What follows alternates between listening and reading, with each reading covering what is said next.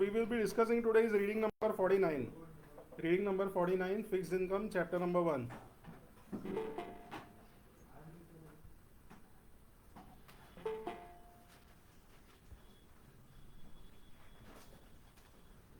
You people, all of you have the textbooks?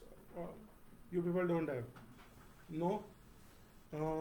How many of you are attending the demo today? Okay, all 4 of you are attending the demo. Sit with someone who has the textbook. या तो फिर कोई share कर दो उनको.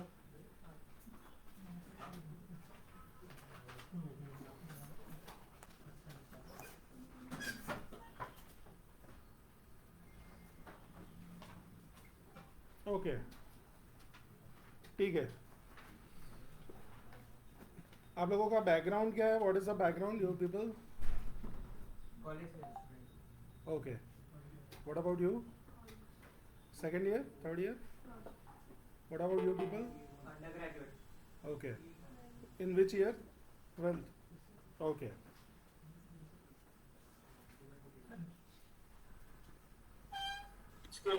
हाँ जी. I'm also for the demo. Okay, and what is your background?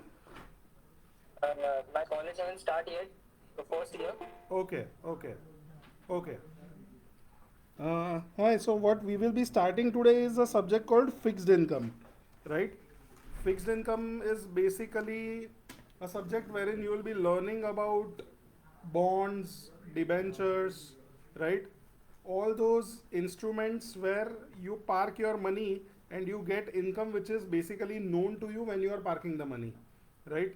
They are not like shares के value कितनी हो जाएगी तुम्हें पता नहीं है, डिविडेंड कितना आएगा तुम्हें पता नहीं है. फिक्स्ड इनकम इंस्ट्रूमेंट्स में 3 चीज़ें फिक्स्ड होती है. एक उसकी मैच्योरिटी फिक्स्ड होती है कि इतने साल के बाद मेरे पैसे वापस आ जाएंगे. दूसरा, उसके अंदर से जितनी इनकम मिलनी है वो फिक्स्ड होता है. और तीसरा, रिडेम्पशन के टाइम पे कितने पैसे मिलेंगे वो फिक्स्ड होता है, राइट? तो ये 3 चीज़ें जब फिक्स्ड होती है तो वो इंस्ट्रूमेंट को हम फिक्स्ड इनकम इंस्ट्रूमेंट बोलते हैं. ठीक है, okay. Now let us, I am sharing the text book, screen share कर रहा हूँ.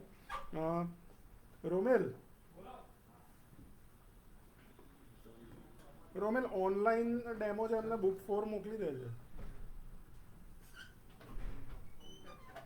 Okay, Romil is sharing the book with you, right? I am doing the screen share. Okay. Yep. Fixed income instrument features.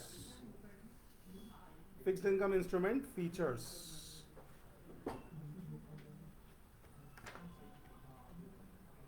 Okay. देखो. Major types of fixed income instruments includes loans, which are private, non-tradable agreements between a borrower and a lender, and bonds, which we know as fixed income securities, which are standardized, tradable securities representing a debt investment, right? You are a bank. You have basically given money to me for buying my house, right? I have basically taken money on EMI, right? So as a banker, you know that for the next 30 years, this guy is gonna give me X rupees, right? But can bank trade that loan, right? Can SBI trade that loan with BOB? कि ये मनन का housing loan है, इसको मैं बेच रहा हूँ BOB को, right? वो ट्रेड नहीं कर सकते. उसको ट्रेड करने के लिए एक दूसरा फॉर्म होता है जिसको हम बोलते हैं मॉर्गेज बैक सिक्योरिटीज या एसेट बैक सिक्योरिटीज. ठीक है, अला बस. Okay, then there are bonds, right? Bonds basically are issued by companies, right, और गवर्नमेंट्स. अगर हम कंपनी इश्यू करती है तो उसको हम बोलते हैं डिबेंचर. गवर्नमेंट इश्यू करती है तो हम उसको बोलते हैं बॉन्ड्स. ठीक है. यूएस के अंदर ऐसा नहीं है. यूएस के अंदर वो लोग क्या करते हैं, वो लोग बोलते हैं कॉर्पोरेट बॉन्ड्स, सादे बॉन्ड्स, गवर्नमेंट बॉन्ड्स या म्यूनिसिपल बॉन्ड्स, राइट? यूएस में they use the word bonds only. Debenture is very is the term which is not used very frequently in US, right? So bonds are basically issued by government or corporates to raise money, right? When these bonds are issued, you basically are going to public, and you are telling them कि देख 100 रुपये का bond है, ठीक है, तू minimum 100 bond मेरे से बाय कर सकता है, मतलब 10,000 रुपये लगा मेरी कंपनी में, ठीक है, 10 साल की मैच्योरिटी है, 10 साल तक हर साल मैं तुझे 10,000 पे 9% इंटरेस्ट दूंगा, ठीक है। मेरा टर्म हो सकता है कि मैं तेरे को या तो 9% साल में एक बार दूं, या 9% के दो टुकड़े करूं, राइट, 4.5% 6 महीने के बाद, 4.5% 6 महीने के बाद, इस तरीके से दूं, राइट। और कुछ कंपनीज ऐसे होते हैं जो हर महीने देते हैं, राइट, क्योंकि कुछ लोग ऐसे होते हैं जो पेंशन के या उसके ऊपर सर्वाइव कर रहे होते हैं, राइट, जिनको इनकम की ज़रूरत है, तो उनको महीने महीने पैसे की ज़रूरत है, तो देर आर फ्यू कंपनीज के जो हर महीने देती है, लेकिन वो फिर हर महीने देने वाली कंपनी है वो 9% नहीं, वो इफेक्टिवली 8.9% को 12 से डिवाइड करके देगी, क्योंकि जब तुम इफेक्टिव रेट गिनोगे 9% एक बार या 4.5% दो बार, तो इफेक्टिवली 4.5% दो बार मतलब 9.10 जितना हो जाता होगा, राइट, क्योंकि पहले 100 पे 4.5 दिया, राइट, और फिर अगेन मैंने 4.5 दिया, राइट, तो इफेक्टिवली मेरी जेब से तो 104.5 पे दूसरी बार 4.5 चला गया, right, so that is their game, right. So bonds जो होते हैं वो तुम्हें एक फिक्स्ड इनकम देते हैं, ठीक है, and bonds are a major major major part of corporate portfolios, right, they are a major part of corporate portfolios. बड़े बड़े कंपनीज, राइट, अपने उनके पास जो पैसे आते हैं, जो उनको लगता है कि वो 6 महीने 1 साल तक यूटिलाइज नहीं करने वाले, या अगले 3 महीने तक उनके पास पैसे पड़े हुए हैं, तो वो शॉर्ट टर्म बॉन्ड्स में डालते हैं, जिनको हम बोलते हैं मनी मार्केट इंस्ट्रूमेंट्स, राइट। कभी कभी कुछ कंपनीज अपने पैसे जो है वो बड़े बड़े टर्म के सरकारी बॉन्ड्स में डालते हैं, राइट, तो वो बेसिकली क्या हो गया, they are debt market instruments बोला जाता है उनको, राइट। तो इस तरीके से लोग अपने पैसे मैनेज करते हैं, ठीक है। So bonds are basically very important debt investment, सही है। Investors in bonds are basically lending capital which is referred to as principal par or face value to the issuer of the bond. The issuer of the bond promises to repay the principal amount plus interest, which is typically in the form of regular periodic coupon that is stated as a percentage of par, ठीक है। इसका नाम है ना coupon rate इसीलिए है कि पहले है ना कि तुमको क्या था कि अगर 10 साल का बॉन्ड है ना, तो बॉन्ड के साथ 10 अलग अलग हर एक साल के कूपन अटैच किए जाते थे, राइट। तुम वो कूपन लेके जाओ, कंपनी को प्रेजेंट करो, कंपनी तुम्हें पैसा देती थी। बेसिकली कूपन रेट कुछ नहीं है, वो इंटरेस्ट रेट जो कंपनी तुम्हें हर साल देगी, that is known as coupon rate, समझे। ओके, एक सेकेंड, कोई और मीटिंग में जाना है।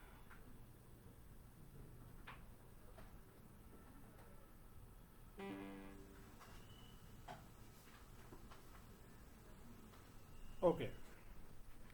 Capital raised is usually used to finance long-term investments of the bond issuer. Bond company कब इश्यू करेगी, जब उसकी कैपिटल रिक्वायरमेंट लॉन्ग टर्म की है, उसको मशीन्स बाय करने हैं, राइट, उसको कोई नया प्लांट लगाना है, तब वो जाके बॉन्ड से पैसा रेज करेगी। For a corporate issuer, loans and bonds are classified as long term liabilities in the balance sheet. Balance sheet में वो कहाँ पे जाएगा, लॉन्ग टर्म लाइबिलिटीज में। लाइबिलिटीज दो तरीके की होती है ना, लॉन्ग टर्म और करंट। करंट मतलब which is repayable in 1 year, but bonds are not repayable in 1 year, so bonds will go in long term liabilities, ठीक है। अब गेम यहाँ पे असल गेम है, ठीक है। इमेजिन करो कि आज तुम्हें पैसे की ज़रूरत पड़ी है, ठीक है, यू नीड मनी टुडे। आज पूरी दुनिया में बिकॉज इन्फ्लेशन बहुत ज़्यादा है, इंटरेस्ट रेट्स भी बहुत ज़्यादा है, राइट। अगर तुम भारत के सरकार के बॉन्ड्स में पैसे लगाते हो तो भारत की सरकार तुम्हें 7% का ब्याज देती है, राइट। तो भारत की सरकार तो कितनी सेफ हुई, उसका तो उठने का कोई चांस ही नहीं है, राइट। अगर भारत की सरकार 7% दे रही है और मैं मेरी कंपनी का बॉन्ड अगर इशू करूँगा, तो मेरी कंपनी में तो थोड़ा बहुत रिस्क भी है कि मैं अगर उड़ गया तो, राइट। तो मुझे जो बॉन्ड लगाना पड़ेगा, जो बॉन्ड इशू करना पड़ेगा, वो 9-10% पे इशू करना पड़ेगा, क्योंकि 7% पे मैं इशू करूँगा तो तुम हंसोगे मेरे पे कि सरकार 7% पे दे रही है, तू भी 7% पे दे रहा है, राइट। तो you will not only laugh at me, you will never invest in my bond, right. So जितना रिस्क ज़्यादा उतना तुम्हें क्या करना पड़ेगा, रेट ऑफ इंटरेस्ट को भी बढ़ाना पड़ेगा. अब जो रिस्क मेजर होता है वो मेजर होता है क्रेडिट रेटिंग से, कि मेरी कंपनी का क्रेडिट रेटिंग क्या है. राइट. इंडिया में क्रिसिल है, इकरा है, केयर है, ग्लोबली फिच है, मूडीज़ है, S&P है, ये सब क्रेडिट रेटिंग करके देते हैं. राइट. तुम्हारे बैलेंस शीट देखेंगे, तुम्हारे इनकम स्टेटमेंट देखेंगे. राइट. तुम्हारी कैश फ्लो जनरेटिंग कैपेसिटी देखेंगे, उसके बेस पे अलग अलग रेशियोज गिनेंगे, तुम्हारे मैनेजमेंट का ट्रैक रिकॉर्ड देखेंगे, उसके बेस पे तुम्हारा क्रेडिट रेटिंग होगा. अगर तुम्हारा क्रेडिट रेटिंग एकदम सेफ है तो तुम 7% की जगह 7.25 7.5 का बॉन्ड इशू कर सकते हो. से यू आर रिलायंस इंडस्ट्रीज और यू आर टाटा, तो गवर्नमेंट 7 दे रही है, तुम 8% तक का बॉन्ड इशू कर सकते हो. अगर तुम्हारा क्रेडिट रेटिंग से एक लेवल उससे कम है, say you are Bajaj Finance, right, तो तुम्हें 8.5% का बॉन्ड इशू करना पड़ेगा. राइट. उससे एक लेवल कम है, say you are IIFL finance, तो तुम्हें 9% का बॉन्ड इशू करना पड़ेगा. राइट. लेकिन अल्टीमेटली रेट ऑफ इंटरेस्ट किसके ऊपर डिपेंडेंट है? आज भारत सरकार का, आज भारत में जो रेट चल रहा है उसके ऊपर डिपेंडेंट है. भारत में 7% है, मेरा रिस्क थोड़ा ज़्यादा है, मैं IIFL फाइनेंस हूँ, मैंने 10% का बॉन्ड इशू किया. ठीक है. अब अगर मैंने 10% का बॉन्ड इशू किया और बॉन्ड 10 साल का है, तो क्या होगा? अब मार्केट में रेट कैसे कितना ही घूम जाए, मुझे तो 10 साल तक हर साल 10% देना ही पड़ेगा. I can not back out. Right. I can back out in one way. अगर मैं बॉन्ड में एक लाइन लिख दूं और तुम्हारी साइन करवा दूं कि अगर मैं चाहूं तो बीच में से बॉन्ड को वापस खींच सकता हूं. राइट. और तुमने वहां पे साइन कर दिया, तो इसको बोला जाता है call provision in a bond, जिसके अंदर बॉन्ड का इश्यूअर चाहे तो मैच्योरिटी से पहले बॉन्ड को वापस खींच सकता है, जिसको हम बोलते हैं रिडेम्पशन ऑफ बॉन्ड. समझे? तो वो हो सकता है. ठीक है. लेकिन मैं ऐसा करूँगा, ऐसे दाव खेलूँगा तुम्हारे साथ, तुम एक बार बेवकूफ़ बनोगे, 2 बार बनोगे, तीसरी बार मेरा बॉन्ड आएगा, तुम पैसे डालोगे, बोलोगे कि नहीं नहीं ये तो बेकार कंपनी है. राइट. ठीक है. जब रेट ऑफ इंटरेस्ट ज़्यादा होते तो अच्छे अच्छे रेट पे पैसे ले लेता है, फिर मार्केट में रेट ऑफ इंटरेस्ट कम होता है तो हमें अच्छा रेट नहीं देता, हमारे बॉन्ड वापस खींच लेता है, हमें इसके अंदर पैसा ही नहीं डालना है. राइट. तो basically what I am trying to say is कि your bonds rate of interest, the coupon rate which you give to the investors is dependent on what? It is dependent on two things: the rate of interest prevailing in the economy and your credit rating. These two things they will determine कि तुम कितना interest दोगे. ठीक है. अब अगर समझो कि अगले 2 साल में 3 साल में इकोनॉमी में इंटरेस्ट रेट्स नीचे गिर गए, जो इकोनॉमी भारत सरकार 60% दे रही थी उसकी जगह तुम सिर्फ भारत सरकार 5% दे रही है. राइट. तो लॉजिकली तुम्हारा बॉन्ड जो है वो 10% वाला, वो तो 8% ही देना चाहिए, है ना, लेकिन तुम अभी भी 10% दे रहे हो. राइट. तो जब ऐसी सिचुएशन होती है तब क्या होता है कि लोग तुम्हारे बॉन्ड को ढूंढते हुए आते हैं इन्वेस्ट करने के लिए, कि मुझे 10% वाला बॉन्ड चाहिए, मुझे 10% वाला बॉन्ड चाहिए. राइट. और तुम्हारे बॉन्ड के जो प्राइजेस है वो ऊपर चले जाते हैं. Right. When the rate of interest goes down and since you are giving higher interest, the price of your bond goes up. So there is a negative relationship between the interest rates in the economy and the bond prices. Right. अगर interest rate economy में नीचे जाएंगे तो bond के जो prices है वो ऊपर जाएंगे. ठीक है. तो बहुत सारे ऐसे इन्वेस्टर्स जिनको लगता है कि अभी इंडिया में रेट्स अपने पीक पे पहुंच गए हैं, अपने टॉप लेवल पे पहुंच गए हैं. राइट. वो लोग क्या कर रहे हैं? वो लोग अभी बॉन्ड्स की खरीदी कर रहे हैं. They are buying bonds. क्यों? क्योंकि जैसे ही इंटरेस्ट रेट्स नीचे जाएंगे, राइट, उनके बॉन्ड के प्राइजेस जो है वो ऊपर चले जाएंगे. और वो ऊपर चले जाएंगे तो क्या होगा? वो अच्छे खासे 100 रुपए की चीज़ 125 130 में बेच के वो जो ब्याज कमाया उसके ऊपर वो लोग कैपिटल गेन भी कमाएंगे. समझ रहे हो? ये उनकी गेम है. राइट. और इसी गेम में आज से 6 महीने पहले अमेरिका की एक बैंक उठ गई.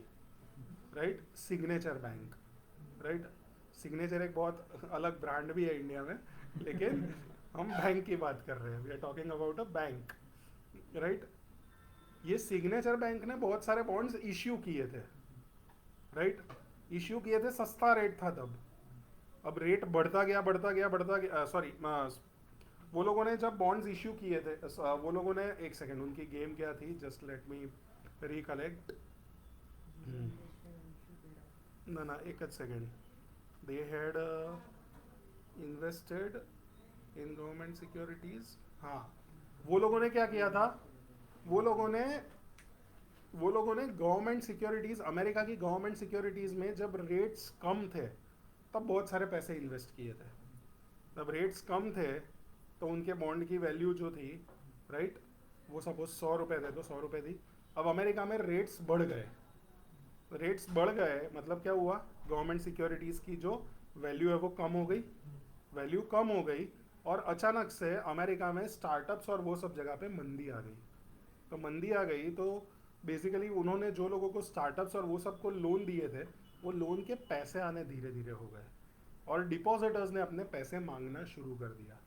तो डिपॉजिटर्स ने जब पैसे मांगना शुरू किया, तो एक तो मैंने बैंक चला रहा हूँ तो डिपॉजिटर्स के पैसे या तो मैंने इन्वेस्ट किए होंगे या तो मैंने लोन दी होगी।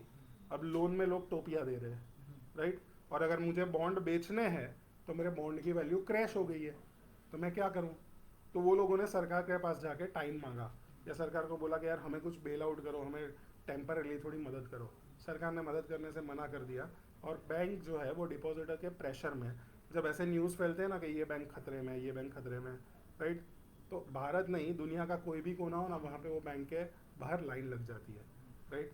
कल को अफवाह उड़ेगी कि ICICI बैंक खतरे में है, राइट। तुमको जेन्यूनली पता है कि उसका फाइनेंशियल्स इंडिया में बेस्ट है अभी बैंकिंग में, लेकिन फिर भी 3 दिन ऐसे न्यूज़ उड़ेंगे ना तो चौथे दिन तुम भी लाइन में खड़े होंगे।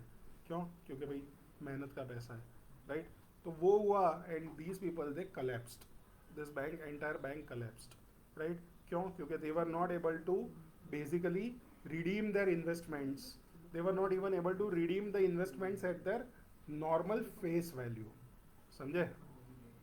सो सिग्नेचर है जति कदाच, पता नहीं, सिग्नेचर ही थी एस के ऊपर, सिलिकॉन वैली थी, तो सिग्नेचर में भी तकलीफ थी। नहीं नहीं, सिग्नेचर को बचा लिया गया था, वो तो मेरे को पता है। I remember my childhood days, right. Okay, शायद सिलिकॉन वैली बैंक थी, राइट, लेकिन कोई अमेरिकन बैंक ही थी, राइट। લોંગ ટર્મ બોન્ડ્સમાં વધારે ઇન્વેસ્ટ Yes. કરતા જે હાઈલી ફ્લક્ચ્યુએટ હોય છે Yes. Interest rate. Right. Okay. Key features. Chalo, coming back to the textbook. Key features में issuer. Major issuer of bonds are sovereign national governments and corporations. Other issuer includes local government, supranational entities, example IMF, right? वो सबको पैसा बांटता है, वो खुद पैसा raise भी करता है, राइट। पैसा रेज करेगा तभी तो जाके पैसा बांटेगा, right. Quasi government entities sponsored by government, जैसे रेलवेज, पोस्ट, राइट।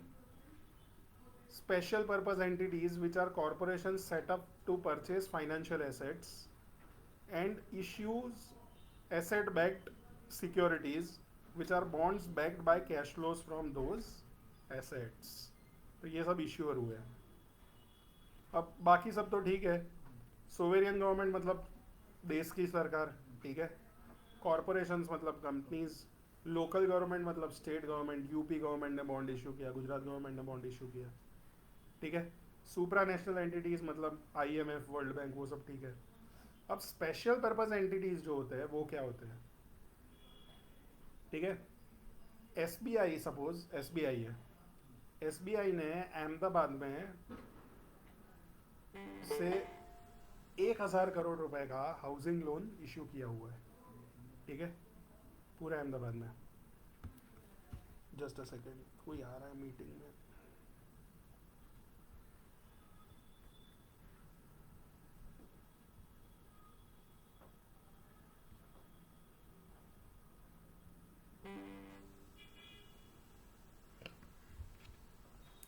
से SBI ने 1,000 करोड़ रुपए का हाउसिंग लोन इशू किया हुआ है। अब हाउसिंग लोन है मतलब लंबा टर्म होगा. कौन हाउसिंग लोन लेता है 10 साल के लिए, 5 साल के लिए? हाउसिंग लोन तो लेते हैं लोग 15 साल, 20 साल, कुछ कुछ लोग 30-30 साल के लिए लेते हैं. ठीक है. तो अब SBI का ये जो पैसा है वो धीरे धीरे धीरे धीरे करके अगले 15 साल में उनके पास आएगा. ठीक है. अब 15 साल में उनके पास पैसा आएगा, धीरे धीरे धीरे करके आएगा. तो हाउसिंग लोन क्या होते हैं कि सेफ होते हैं तो बैंक के लिए, क्योंकि घर गिरवी ले लेते तुम्हारे पास से. राइट. तो सेफ लोन होंगे तो उनका रेट ऑफ इंटरेस्ट भी कम होगा. राइट. तुम्हें पर्सनल लोन देगी SBI तो बोलेगी 15% जा, लेकिन हाउसिंग लोन में बोलेगी कि 8% आ जा. ठीक है. पर्सनल लोन में तुमको नहीं चाहिए तो बोलेगी हाँ ठीक है चल निकल, कोई फ़र्क नहीं पड़ता. लेकिन हाउसिंग लोन में तो खींच के लाएंगे. क्यों? क्योंकि सेफ लोन, लंबे टाइम का लोन, कुछ नहीं हुआ तो तुम्हारा घर ले लेगी, घर को बेच के भी पैसे निकाल सकती है. पर्सनल लोन में क्या बेचेगी तुम्हारा? ठीक है. तो बेसिकली क्या है कि हाउसिंग लोन इशू किया है SBI ने 1000 करोड़ का अहमदाबाद में. अब उनके पास एक बड़ा सा प्रोजेक्ट आया कोई. राइट. कोई बड़ा कॉरपोरेट आया और वो बोलता है कि मेरे को 1000 करोड़ चाहिए. राइट. और वो कॉरपोरेट है, उसके ऊपर खूब भरोसा है SBI को. ठीक है. अदानी वदानी जैसा कि ये अपना पैसा तो वापस दे ही देगा, और वो बोलता है कि मैं तेरे को 12% ब्याज दूंगा बिजनेस लोन का. तो अब SBI को ये पैसा वापस चाहिए जो मार्केट में रिलीज किया वो. तो SBI क्या करेगी? SBI एक स्पेशल पर्पस एंटिटी क्रिएट करेगी. Right. SBI home loan SPV करके. ठीक है. और अपने सारे के सारे होम लोन जो है वो उस SPV में ट्रांसफ़र कर देगी. ठीक है. अब वो SPV क्या करेगी?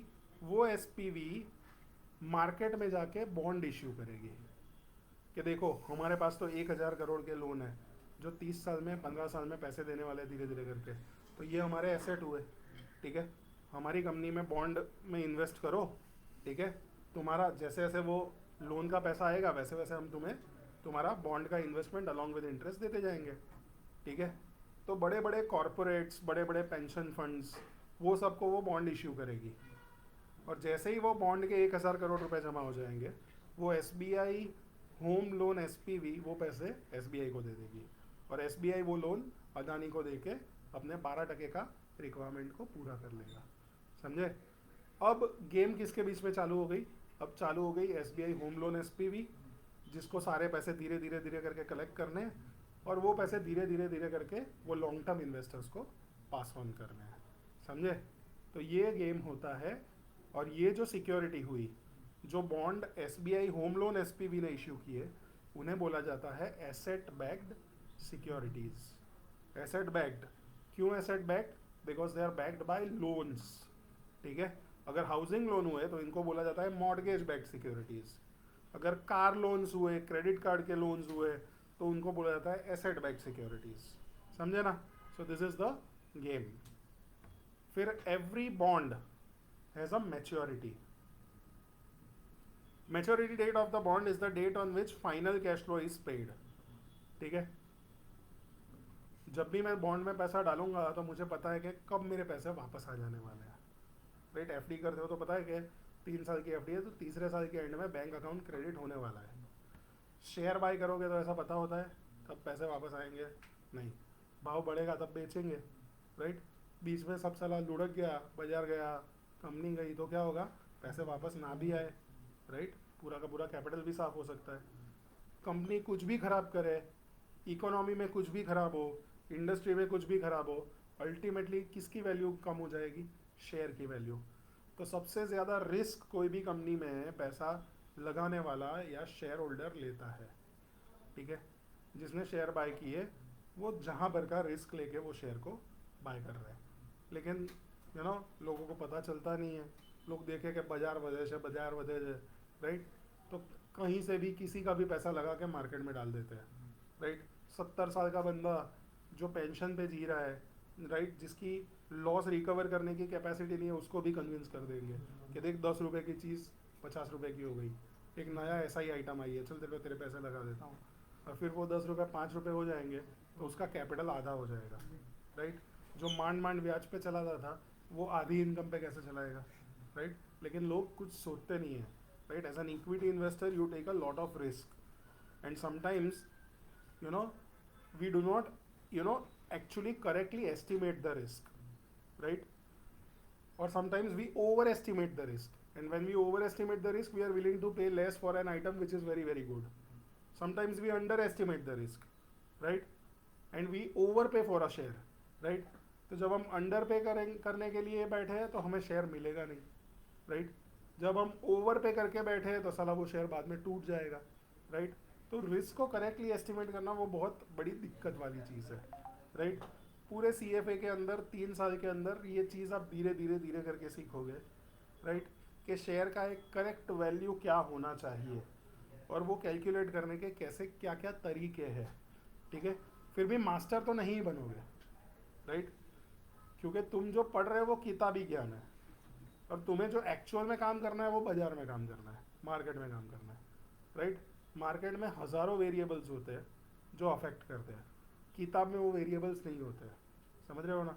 लेकिन तुम बेसिक्स अच्छी तरीके से सीखोगे, उसको अप्लाई करोगे, तो अभी जो तुम्हारे सक्सेस का चांस है से वो अभी 10% है, तो वो आगे ले जाके तुम 50-60% तक ले जा सकते हो, right. So your entire game is increasing the probability of your success in your investments, right. अगर तुम ऐसा कुछ भी करोगे जिससे 5% भी तुम्हारा सक्सेस का चांस इंप्रूव हो तो तुम्हें करना चाहिए, राइट. एंड ये पूरा का पूरा जो गेम है वो पूरा का पूरा गेम है डेटा को पढ़ना, डेटा को समझना, डेटा को इंटरप्रीट करना, उसको तुम्हारे अच्छे खासे बनाए हुए मॉडल्स में डाल के सही वैल्यूएशंस पे सही तरीके के डिसीशंस लेना, उसका गेम है ये पूरा का पूरा, ठीक है. तो पूरा का पूरा CFA L1 L2 L3 तुम जो पढ़ोगे उसके अंदर कौन से पैरामीटर्स है जो स्टॉक्स को अफेक्ट करते हैं, क्या चीज़ें हैं जो इकोनॉमी के अंदर काम की है, राइट. अकाउंट्स में पढ़ोगे कि बैलेंस शीट क्या होती है, इनकम स्टेटमेंट क्या होता है, उसको एनालाइज किस तरीके से करें, उसकी क्रिटिकल चीज़ों को समझे किस तरीके से, राइट. रेशियोज़ किस तरीके से निकालें, कंपैरिजंस किस तरीके से करें. तो पूरी गेम ये है, ठीक है. अगर तुम देखने जाओ कि भाई तुम्हें 2-3 साल में अच्छा रिटर्न कमाना है तो equity investment is very tough. लेकिन अगर तुम ये होराइजन लेके बैठे मेरे को 30 साल तक रखना है और बहुत अच्छा रिटर्न कमाना है, ठीक है, तो equity investment is very simple. You don't need any qualification for that. तुम सिर्फ और सिर्फ निफ्टी या उसके अंदर पैसे लगा के बैठ जाओ, you will get decent returns, right, over longer term, right. But still we get adrenaline by investing in shorter term. So that is the game, right? क्या बोल रहा है? हाँ मतलब तेरा तो अलग ही लेवल का एड्रेनलिन है, ठीक है. Okay. The maturity date of a bond is the date on which final cash flows will be paid. Once a bond has been issued, the time remaining until maturity is referred to as tenor of the bond. ठीक है. 30 साल का bond था, 10 साल हो गए हैं, तो रिमेनिंग टर्म कितना है? 20 साल. तो रिमेनिंग टर्म को क्या बोलते हैं? Tenure. Bonds with original maturities of 1 year or less are money market instruments. 1 साल से कम की मैच्योरिटी के बॉन्ड्स को मनी मार्केट इंस्ट्रूमेंट बोला जाता है. Bonds with maturity of more than 1 year are referred to as capital market securities. Bonds that have no stated maturity date are called perpetual bonds. ऐसे bond जिसकी कोई maturity नहीं है लेकिन वो ब्याज ज़्यादा देंगे. डिज्नी ने इश्यू किया हुआ है ऐसा बॉन्ड अमेरिका में, कोक ने भी इश्यू किया हुआ है ऐसा बॉन्ड, ठीक है. So these are known as perpetual bonds, ठीक है. मेरे वहाँ पैसे लगाओ, जब तक कंपनी चलेगी तब तक ब्याज मिलेगा, कंपनी बंद हो जाएगी तब पैसे वापस मिल जाएंगे, ठीक है. शंकरलाल हाथ खींचो दो.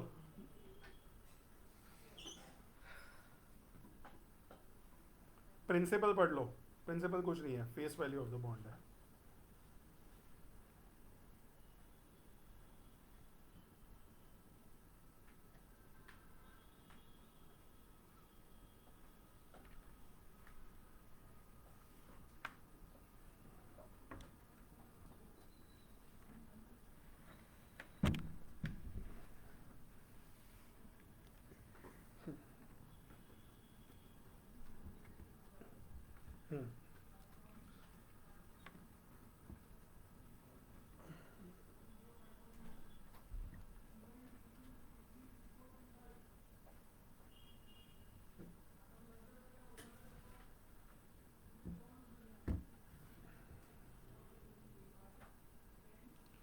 Coupon rate and frequency. Coupon rate and frequency. The coupon rate on bond is the annual percentage of its par value that will be paid to the bondholders. Some bonds make coupon payment annually, while some make semi-annually, quarterly or monthly. A $1,000 par value semi-annual pay bond with 5% fixed coupon will pay 2.5% of $1,000 और 25 every 6 months. सही है. 1000 का 5% मतलब 50 हुआ, और semi annual है मतलब साल में 2 बार, तो 50 बाई 2 25 6 साल पे मिलते जाएंगे. सम हाँ मैं क्या बोला, हाँ मतलब 6 महीने, ठीक है ना.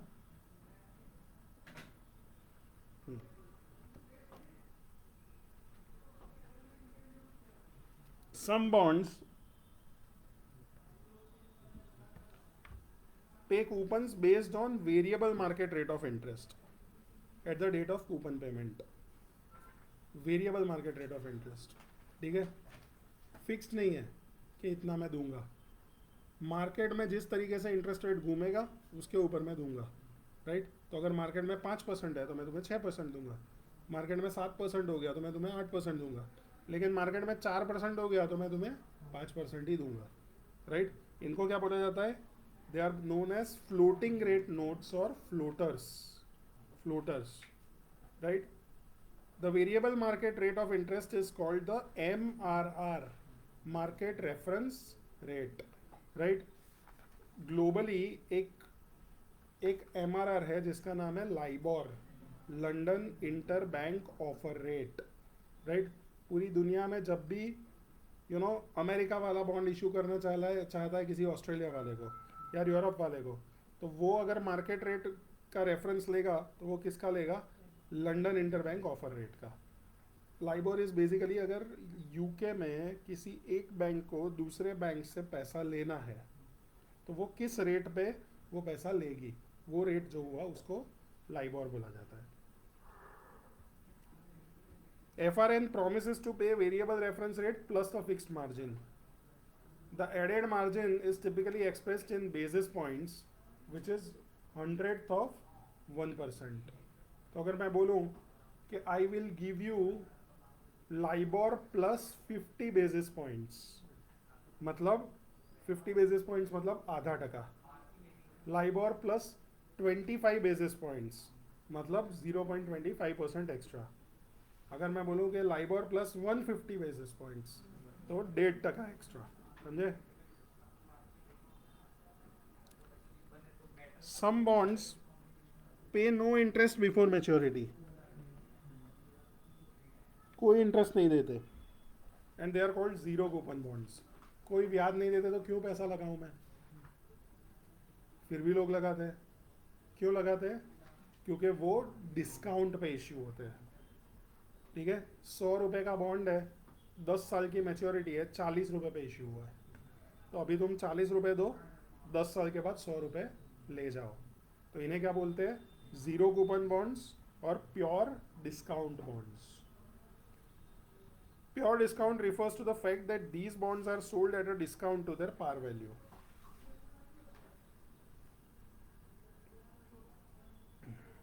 And the interest is all paid at maturity where bondholders receive the par value.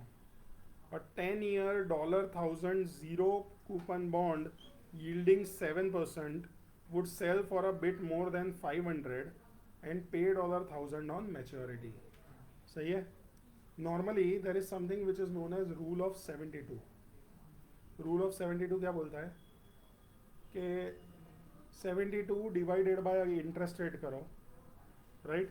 उतने टाइम में तुम्हारा पैसा डबल हो जाता है, उतने टाइम में तुम्हारा पैसा डबल हो जाता है. तो अगर मैंने 6 साल का बॉन्ड इश्यू किया है, समझ रहे हो, और 100 रुपये का बॉन्ड है और मैं 50 रुपये में इश्यू कर रहा हूँ, मतलब क्या, तुम आज 50 रुपये लगाओ, 6 साल के बाद 100 रुपये ले जाओ, राइट. तो पैसे तुम्हारे डबल हुए 6 साल में, राइट. तो इफेक्टिवली तुम्हें ब्याज कितना मिलेगा, yes, 72 divided by 6 is equal to 12%. तो कुछ भी तुम टर्म चेंज कर सकते हो, नीचे ईयर डाल के रेट निकाल सकते हो, नीचे रेट डाल के ईयर्स निकाल सकते हो, समझे ना. तो इसीलिए ये लोगों ने बोला कि देखो 10 साल का बॉन्ड है और 1000 का बॉन्ड है, तो वो लगभग कितने में इश्यू हुआ होगा? तो 1000 को अगर मेरे को 10 से डिवाइड करूँगा तो 10%, सॉरी 72 को अगर मैं 10 से डिवाइड करूँगा तो रफली 7% रेट ऑफ इंटरेस्ट आएगा। तो अगर ये बॉन्ड का 60% के आसपास का यील्ड होगा तो वो बेसिकली 500 के आसपास इश्यू हुआ होगा। समझे? ये सब तुम डिटेल में पढ़ोगे फिक्स्ड इनकम बॉन्ड वैल्यूएशन में। सीनियरिटी, सीनियरिटी मतलब अगर बैंक्रप्सी हो गई या अगर बॉन्ड्स को लिक्विडेट करने की ज़रूरत आ पड़ी तो किसको पहले पैसा मिलेगा, that is seniority of the bond. अगर मेरे बॉन्ड को पहले पैसा मिलेगा तो my bond is senior, right. अगर तुम्हारे बॉन्ड को पहले पैसा मिलेगा तो your debt or your bond is senior. समझे? In the event of bankruptcy or liquidation of an issuer, debt investors claims on issuer's asset rank above those of equity investors. बराबर? तो डेट इन्वेस्टर को पहले पैसा मिलेगा equity से पहले, ठीक है।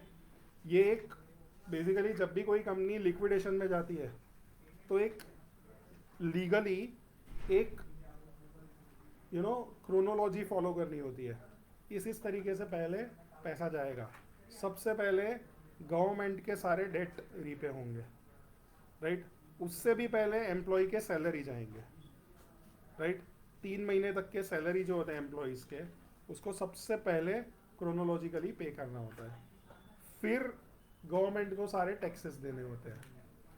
फिर जो भी ऐसे एसेट्स है कि जिसका छुड़ाने के लिए मुझे लोन रीपे करना पड़ेगा, तब जाके वो एसेट छूटेंगे, उन्हें बोला जाता है सिक्योर्ड डेट, वो पे होगा। फिर अनसिक्योर्ड डेट पे होगा, जैसे बॉन्ड्स हो गए, डिबेंचर्स हो गए। फिर प्रेफरेंस शेयर्स रीपे होंगे और लास्ट में इक्विटी शेयर्स रीपे होंगे। समझे? तो इस तरीके से पूरी ग्लोबली ये क्रोनोलॉजी फॉलो करनी रहती है। समझे? Contingency provision. अच्छा, सीनियर और जूनियर मतलब समझ गए ना? जिसका लिक्विडेशन में ज़्यादा प्रायोरिटी है वो सीनियर, और जिसका लिक्विडेशन में प्रायोरिटी कम है वो जूनियर, ठीक है। Contingency provision, a bond may have embedded options such as a call option, a put option, or a right to convert the debt into equity. We will describe these options in later readings. ठीक है। कभी कभी क्या होता है कि एक company है, नई है, ठीक है, उसको पैसे रेस कर रहे हैं, तो अभी तो लोगों का भरोसा नहीं है, लेकिन वो कंपनी का जो बंदा है वो साला बहुत तगड़ा बंदा है।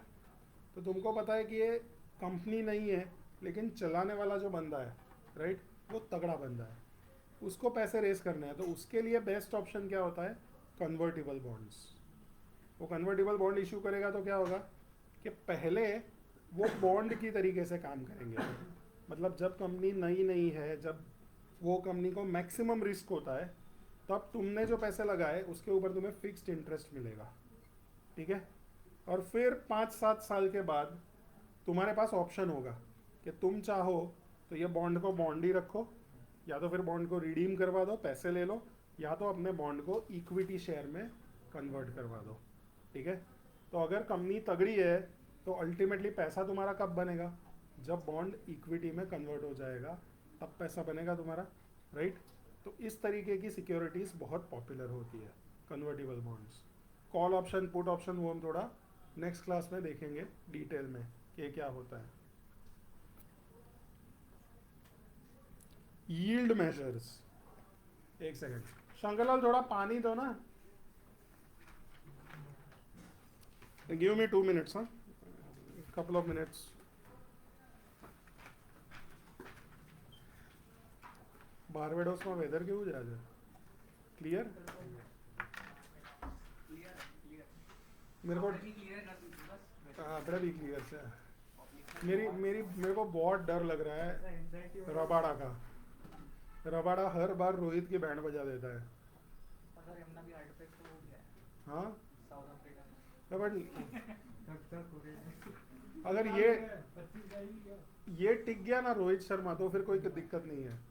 अगर ये गया ना जल्दी तो फिर बहुत तंग पंगा है। અરે ભાઈ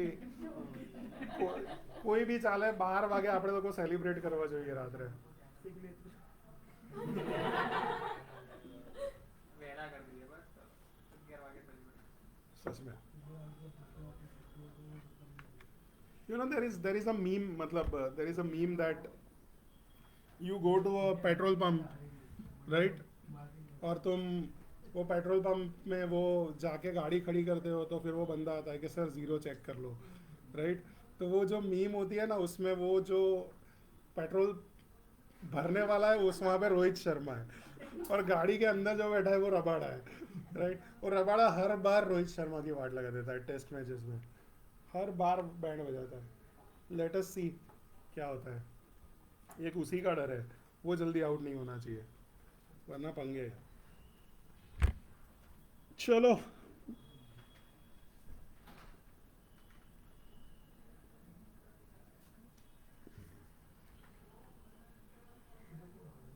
given a bond's price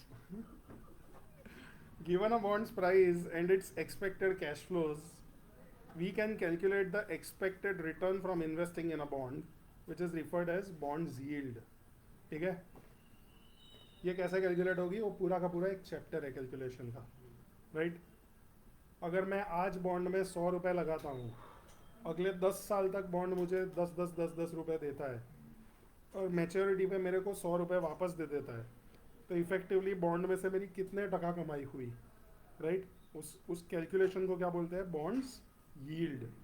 yield मतलब मुझे एक्चुअल में जो रिटर्न मिला वो, समझ रहे हो? कूपन मतलब क्या, कि कंपनी जो रेट ऑफ इंटरेस्ट दे रही है वो. यील्ड और बॉन्ड कब अलग होंगे, जब मेरा इन्वेस्टमेंट होराइजन बॉन्ड के टर्म से एग्जैक्ट मैच नहीं करेगा. तब कंपनी ने बॉन्ड इशू किया है 30 साल का, मैं तीसरे साल में घुसा और 13वें साल में निकल गया, समझ रहे हो? तो अगर तीसरे साल में घुसा और 13वें साल में निकल गया तो मुझे जो कमाई हुई वो मेरा यील्ड होगा, समझ रहे हो? और कंपनी ने उस टाइम में जो इशू किया वो कंपनी ने कूपन रेट इशू किया था. अगर मैं पूरे के पूरे 30 साल तक पकड़ के रखूँगा तो मेरा यील्ड और जो भी कूपन रेट है उसमें ज़्यादा फर्क होएगा नहीं, समझे? For a fixed coupon bond, when the price fall, right, the bond offers a higher yield, and when the price rise, the bond offers a lower yield. हमने उल्टा कर दिया, बराबर? कि अगर इंटरेस्ट कम होगा इकोनॉमी में तो भाव क्या होगा, बढ़ जाएगा, और अगर इंटरेस्ट रेट बढ़ेगा तो भाव क्या हो जाएगा, कम हो जाएगा. ये चीज़ वो लोग उल्टा करके लिख रहे हैं. As such, price and yields are inversely related. अगर यील्ड बढ़ेगी तो भाव घटेगा, inverse relationship.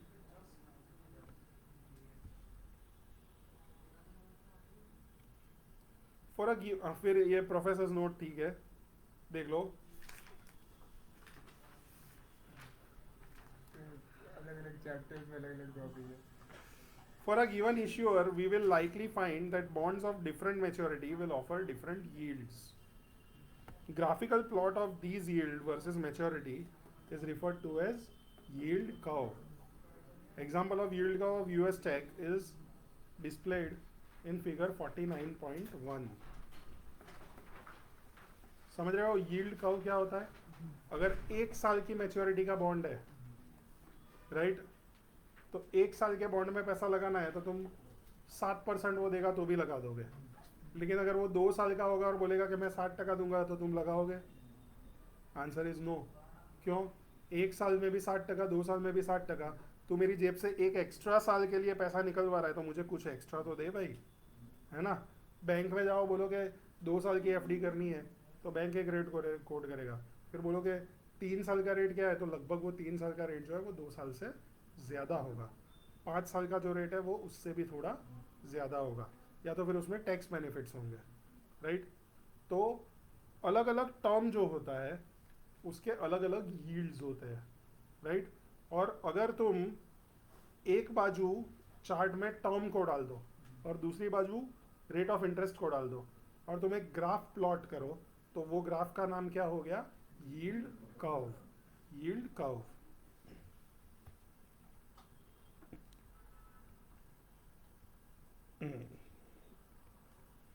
An upward sloping yield curve, upward sloping yield curve मतलब मेच्योरिटी जितनी ज़्यादा उतना ज़्यादा rate of interest.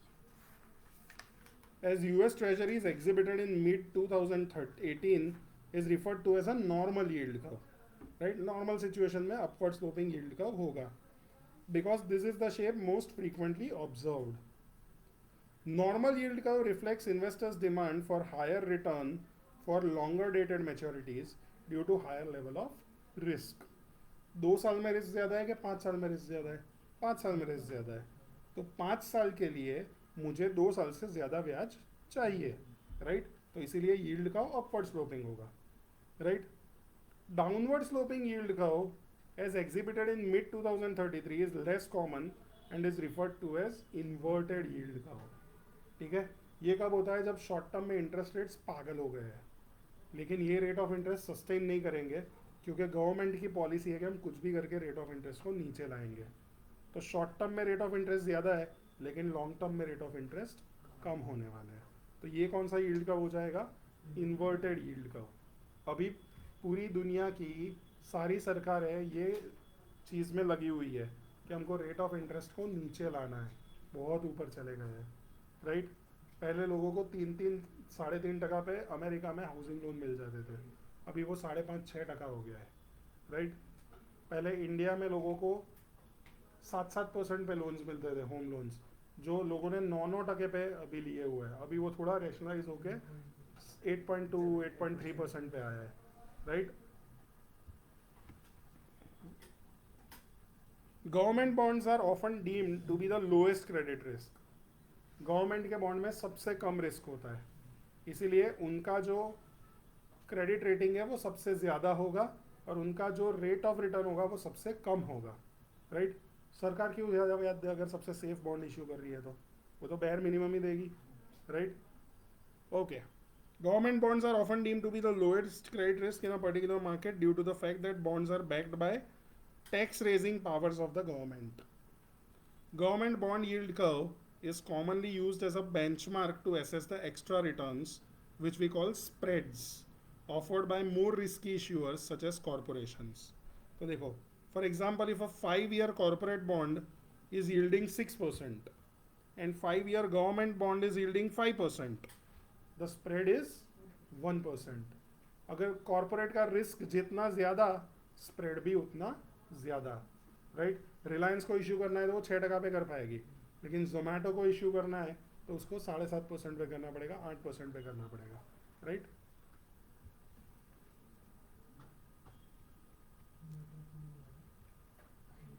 Okay. 49B, the legal contract between the bond issuer and the bond holders is known as bond indenture, right? कोई भी security issue होगी तो एक कॉन्ट्रैक्ट होगा ना, राइट? कोई भी, you know what is a contract? Basically an agreement between two parties who have commercial interest, that is a contract, right? So you know, if it is personal or if it is relation based or if it is religion based, then it is not a contract, right?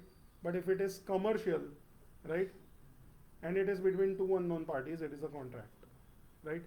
So you tell your friend that I will give you 1,000 rupees if India wins, right? And India wins and you don't give 1,000, that friend, he cannot drag you to the court of law, right? Because what you did is not a contract, because there is nothing in return that you are getting, right?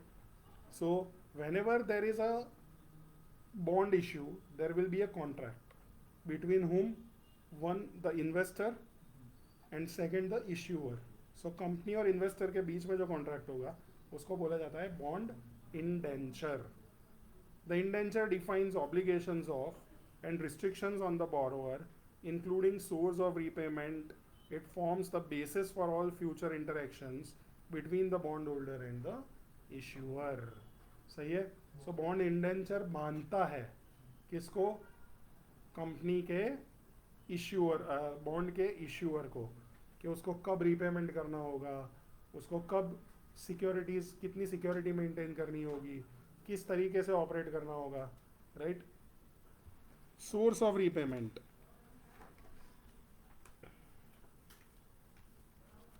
The source of cash flows required to be paid by bond issuer depends on the nature of the issuer and type of bond issue.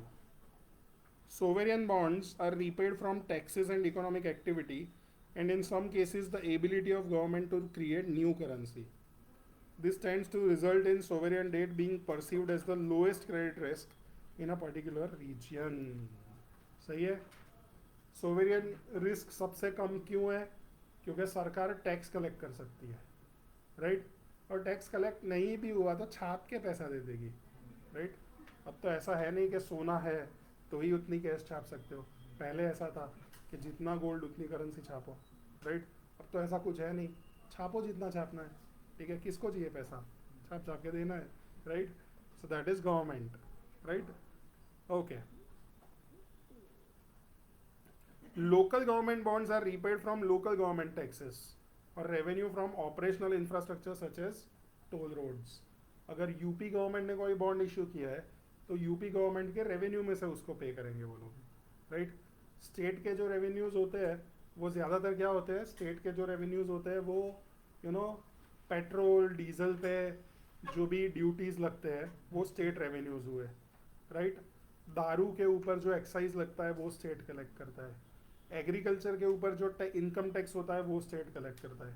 तो ये अलग अलग तरीके की चीज़ें हैं जहाँ पे स्टेट अपने पैसे कलेक्ट करेगा, ठीक है. The sources of repayment for corporate bond depends on types of bond issue. A secured bond is repaid from operating cash flow of a company with added security of legal claim, which we call it lien or pledge, on specific assets of a company, which is referred to as collateral in the event of default. अगर कोई secured bond है, secured bond है मतलब company ने क्या किया हुआ है? कोई एसेट के सामने बॉन्ड इशू किया हुआ है, बराबर. कोई एसेट के सामने बॉन्ड इशू किया है, या तो फिर कंपनी ने जनरली सारे एसेट्स पे बॉन्ड होल्डर्स को राइट दिया हुआ है कि अगर हम टोपी दें, ठीक है, तो आप लोग हमारे एसेट्स को बेच के हमारा आपका पैसा वसूल कर सकते हो. तो उसे क्या बोला जाता है? इट इज़ अ लियन और प्लेज ऑन एसेट्स, राइट. और जो भी एसेट मैंने जो गिरवे रखे हैं वो एसेट क्या हो गए? They are collateral, right. This contrast with unsecured bond which have no specific claims is repaid only when operating cash flows of the company are appropriate or enough. So unsecured bond में क्या है कि bond holders asset को बेच के अपना पैसा नहीं निकाल सकते. उनको अपनी लाइन अपना अनसिक्योर्ड वाले को जब भी पैसा होगा तो वो अपनी क्रोनोलॉजिकली उनका जब नंबर आएगा तब तक उनको इंतज़ार करना पड़ेगा, समझे. For asset back securities, financial assets held by special purpose entity that has issued asset backed securities provide the cash flows promised to the ABS investors, right. तो हमने देखा कि SBI होम लोन SPV जो है वो promise करेगी और वो क्या प्लेज करेगी? सारे के सारे 1000 करोड़ के होम लोन्स को प्लेज कर देगी, राइट. और पैसे रीपे करेगी. Bond covenants. ओके. कोवेनेंट मतलब क्या? कोई भी रिस्ट्रिक्टिव चीज उसे क्या बोला जाता है? Covenants, right. So basically restrictive provisions on bond issuer, they are known as bond covenants. Covenants या तो एफर्मेटिव होते हैं या तो नेगेटिव होते हैं. एफर्मेटिव मतलब तुझे ये करना पड़ेगा, रिस्ट्रिक्शन ही है लेकिन तुम क्या करना है वो जिम्मेदारियां दे रहे हो. और नेगेटिव कोवेनेंट मतलब तू ये नहीं कर सकता, लेकिन दोनों के दोनों है तो रिस्ट्रिक्शंस ही. जितने तगड़े कोवेनेंट्स उतना सेफ इन्वेस्टर का पैसा, लेकिन उतनी कम आज़ादी कंपनी के लिए. तो कंपनी चाहेगी कि कोवेनेंट्स थोड़े ढीले डाले हो, इन्वेस्टर चाहेगा कि कोवेनेंट्स एकदम कड़क हो, ठीक है.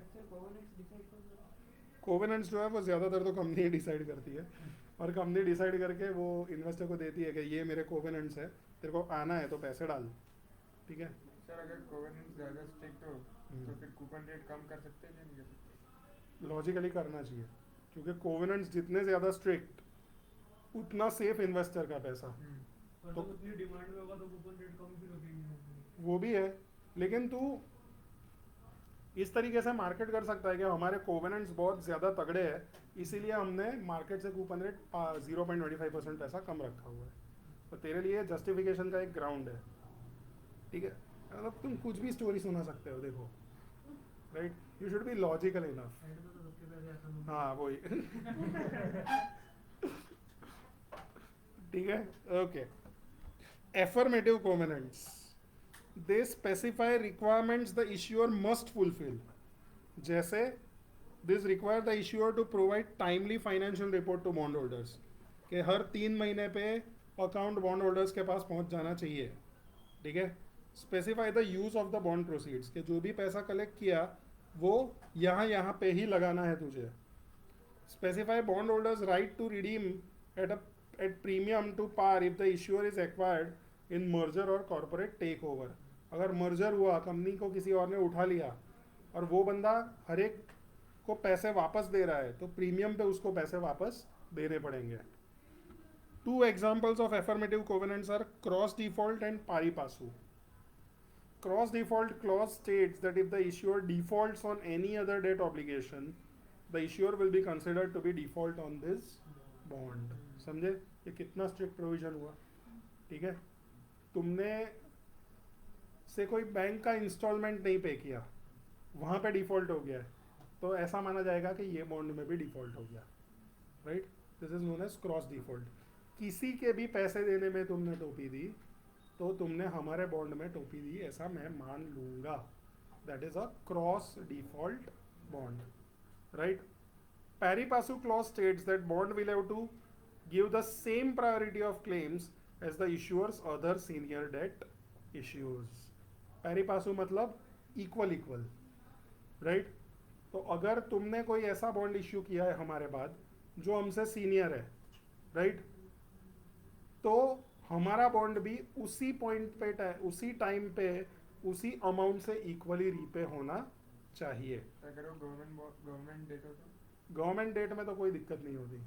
गवर्नमेंट के डेट में तो वैसे भी normally, you know, it is, I have never seen government defaulting except for, अगर सीनियर डेट अगर गवर्नमेंट बॉन्ड है गवर्नमेंट बॉन्ड होकर सीनियर डेट ही गवर्नमेंट डेट है तो नहीं, this is basically to protect the interest of investors जिनको bond थोड़े पहले इश्यू किए गए हैं। मेरे को तुमने 2023 में बॉन्ड इश्यू किए, ठीक है, फिर 2025 में अगर तुम सीनियर बॉन्ड इश्यू करना चाह रहे हो तो वो तो मेरे साथ नाइंसाफी हो जाएगी, राइट। तो 2023 वाला पैरी पासू प्रोविजन डलवा देगा कि अगर बाद में अगर तुम कोई सीनियर डेट इशू कर रहे हो, अगर डिफॉल्ट हुआ तो उसके साथ साथ मेरे को भी इक्वली पैसा मिल जाना चाहिए। तो ये उनके प्रोटेक्शन के लिए है। Negative covenants, they place restrictions on the issuer. जैसे you are restricted on entering into asset sales and lease agreements. इससे ज़्यादा एसेट नहीं बेचेगा, इससे ज़्यादा और लोन नहीं लेगा। You are restricted to pledge assets as collateral. You are restricted to issue the debt that ranks more senior than the existing debt. सही है। You are restricted to make additional borrowings, share buyback और dividend repayment, right. एक बाजू तुम मेरे को bond issue कर रहे हो और दूसरी बाजू तुम बड़े बड़े डिविडेंड दे रहे हो, बराबर। तो कितना खराब लगेगा मुझे, राइट। यार मारी लोन चाले जाए, मैंने 30 वर्ष में पैसा अपमान हो जाए और ये बड़े बड़े डिविडेंड देके अपना खजाना खाली कर रहा है, right. Who are you? You are Vedanta, right. बाजार में 80,000 करोड़ देने के हैं, लेकिन पर शेयर में 7.5% का डिविडेंड देता हूँ। 30 रुपये डिविडेंड देता हूँ, चल ले जा, राइट। एक बार तो 60-65 रुपये डिविडेंड ठोक दिया था वो लोगों ने 2 साल पहले कि ले जाओ, right. So that is the thing. वो सब पैसे देने वाले जो लोन वाले, वो सब टेंशन में, ये खजाना खाली कर रहा है ये अग्रवाल। और इसीलिए क्या हुआ कि फिर वेदांता का जो वैल्यूएशन था वो काफ़ी गिर गया। वैल्यूएशन जो होता है, जब इस तरीके का रिस्क ज़्यादा होता है तो उसका डायरेक्ट इम्पैक्ट वैल्यूएशन पे आता है, जिसको हम पी रेशियो से मेजर करते हैं, तो काफ़ी नीचे चला गया था तब। right? These actions can be subject to incurrence test related to financial ratios. For example, they can only be carried out if debt to EBITDA is below a specific threshold. तो तुम क्या करोगे? तुम उनको कुछ रेशियोज मेंशन करोगे कि भाई इंटरेस्ट कवरेज रेशियो वो हर बार 3 से ऊपर तो रहना ही चाहिए, राइट? या ये डेट टू इबिडा तो इतना रहना ही चाहिए. अब ये रेशियोज को एकदम डिटेल में तुम एफआरए में पढ़ोगे, उसका क्या सिग्निफिकेंस होता है हर एक रेशियो का, वो तुम फाइनेंशियल स्टेटमेंट एनालिसिस में पढ़ोगे. ठीक है. Negative covenants protect the interest of bond holders and prevent the issuing firm from taking actions that would increase the risk of default. However, covenants must not be so restrictive that they prevent the firm from taking advantage or opportunities or responding appropriately to the changing business circumstances. Right? तो covenant इतने भी tight नहीं होने चाहिए कि मेरे को धंधा करने की अपॉर्चुनिटी से वो रिस्ट्रिक्शन डाल दे. समझ रहे हो? सो this is the end of your first chapter and we will stop here because at 8 p.m. there is India South Africa final, right? So next chapter in next session. ठीक है.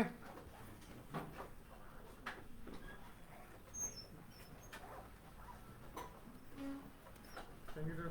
Yo Bye, sir. bye.